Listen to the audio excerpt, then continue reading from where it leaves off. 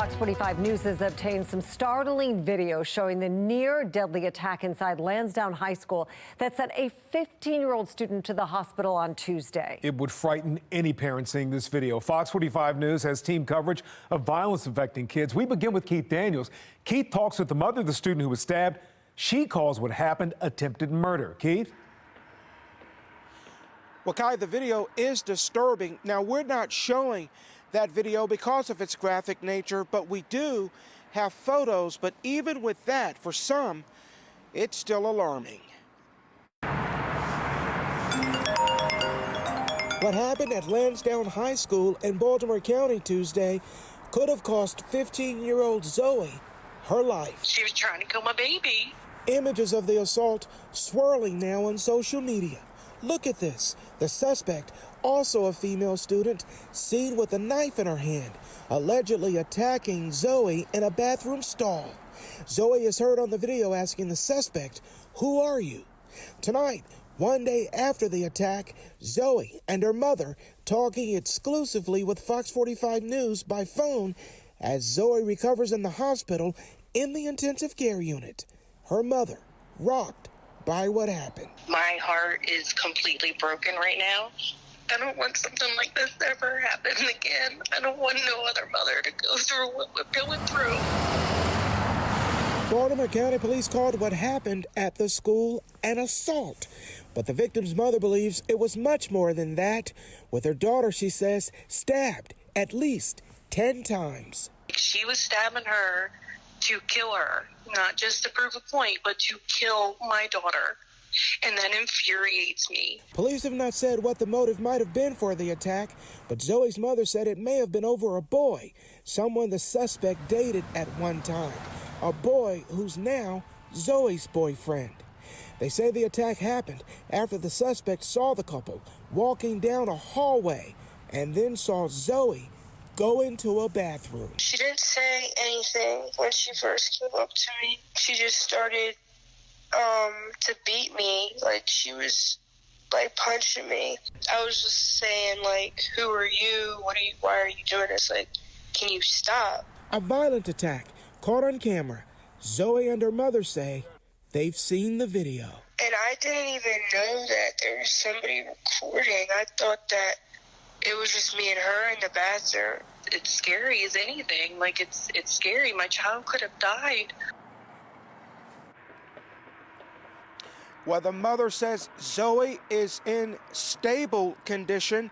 Zoe says she's still in pain, but thankful to be alive. She's also sending thank yous and other messages to her schoolmates and teachers, telling them and thanking them for their well wishes. We're live tonight. Keith Daniels, Fox 45 News. Keith, thank you. The situation in Baltimore County Public Schools is dire, despite being the third largest system in the state. Data obtained by Fox 45 News shows it had the most suspensions and expulsions last school year. More than 11,000 times a student was told to stay home or kicked out of school entirely. Now, that's roughly 10% of the county's public school enrollment. Well, lawmakers have been struggling to rein in youth crime since a juvenile justice law passed last year and raised the minimum age to be charged in juvenile court to 13. Recently, law enforcement in Hartford and Annapolis said that law makes it harder for them to fight crime.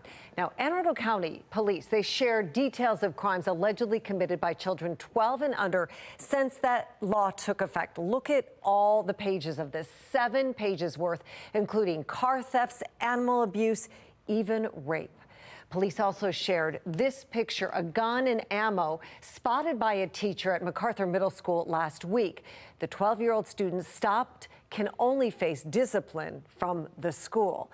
And the 2023 legislative session began today in Annapolis with juvenile crime as the central focus. Fox 45's Mackenzie Frost questioned leaders about what they're going to do to ensure accountability across the board. Senator Jill Carter's Juvenile Justice plan took effect last year, but is capturing the attention of many communities and law enforcement agencies, raising concerns about the potential for a lack of consequences for the kids who are committing violent crimes. With session underway, now Senator Carter says she'll make some changes. Lawmakers making their way back to Annapolis, while the pressing issue of curbing violence in communities across the state rise top of mind. If people don't feel safe, nothing else matters. Senator Jill Carter's Juvenile Justice plan, that's the law right now, facing fierce opposition. Anne Arundel County Police saying a 12-year-old who brought a gun to school can't be charged, along with a laundry list of other kids all under the age of 12 for their offenses. Harford County Police writing on their Facebook page the law is, quote, narrow-minded legislation, adding it makes your communities less safe. Carter says the police are wrong about the law. And they still have the same tools they would have if the child were arrested or prosecuted. Now saying she plans to introduce amendments to the bill. So you are looking at amending the law because you recognize that but not because of what the media is saying. Well, it's not just the media. I don't mean, agree. It's constituents, it's Law police departments. enforcement is incorrect that they have no tools. That is incorrect. They have tools. They are not utilizing the tools. I'm looking at amending the law because I actually believe there are holes that we could fill in to mandate certain things rather than leave them to the discretion of law enforcement, because clearly they're not using their discretion to do anything. Would these amendments have come had people not raised the alarm bells about these concerns? It actually was something that an idea that I had. Senate President Bill Ferguson indicates the current law is the right approach. I think no matter what, accountability is crucial. I think the work that we've done, I think there's been a lot of misconceptions about some of the work for kids who are under the age of 12. We have got to figure out a way that all kids can divert from the path they're on if they're choosing delinquency. Republicans in the State House have the opposite view. It's insane that we would have this policy. It needs to change. Is there the political appetite to change it, though? Our caucus wants to change it.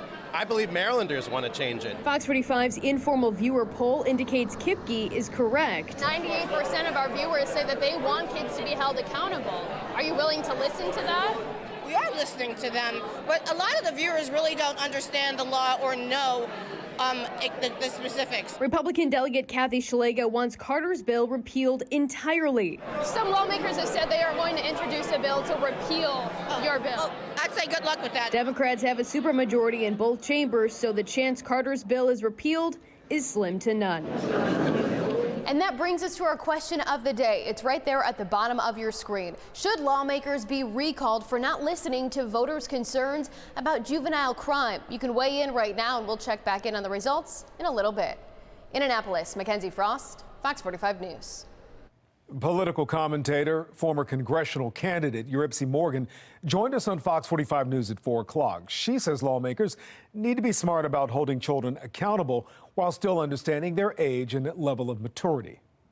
The criminal justice system needs flexibility. It needs the kind of flexibility to see what happened in the situation, has this happened before, and what needs to happen in the future. But that flexibility does not exist in the current legislation. Some law enforcement experts are raising the alarm about whether this juvenile justice reform bill will entice older criminals to recruit young children to commit crimes without fear of consequences. Fox 45's Vincent Hill has that story coming up all new at 10:30.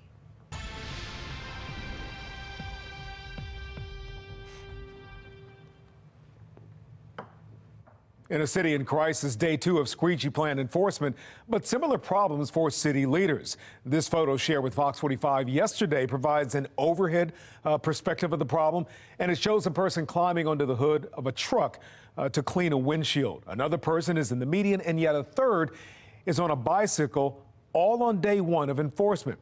Well, Fox 45 checked on that intersection today and saw people ignoring the ban despite signs and promises from city leaders that warnings and access to services would help. Fox 45's Jeff Abel has an update right now. Jeff, you saw some of the same people yesterday, today, is that right?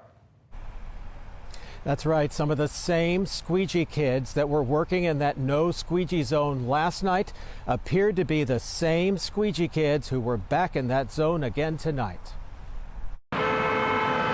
At Pratt and President Streets, one of the city's 6 new no squeegee zones, squeegee kids are back for the second day, and so are many drivers who are now confused. I think there's the expectation among a lot of residents that it's a ban. In their mind, this will go away. But squeegee kids are still here. This was the scene tonight, where at least 4 squeegee kids were weaving their way through the intersection and hustling motorists for money, and some of them looked all too familiar. One of them, wearing a jacket with the words "Cash Talk" on the back, appeared to be the same squeegee kid our cameras captured at this same intersection last night, before officers arrived and the crowd scattered. We've shared with our young people that you need not be out here. Last night, city officials seemed surprised that kids were still squeegeeing in a no squeegee zone, until we showed them pictures of squeegee kids in action just minutes after the ban went into place. I don't know. I don't have a belief in that. I think they are aware, but sometimes when you're aware and you're still hungry, you make choices. When officers arrived tonight, those armed with squeegees scattered again. It's unclear if officers have issued warnings to violators, but some neighborhood leaders believe it'll soon be time the city gets serious about enforcement. If they won't take the services, then sorry, you can't be out here doing this, because this is not a safe alternative for you or the motorist. Well, McCowan believes one of the major hurdles could be training. He believes many police officers haven't been formally trained on how to enforce such an unusual set of circumstances. We are live tonight. Jeff Abel, Fox 45 News. Thank you, Jeff. If you have a run-in with squeegee kids, we'd like to hear about it. You can send us an email to news@foxbaltimore.com. I'm Kai Jackson. Thank you for watching. Here's another video to watch. Also, please take a moment to subscribe to our channel.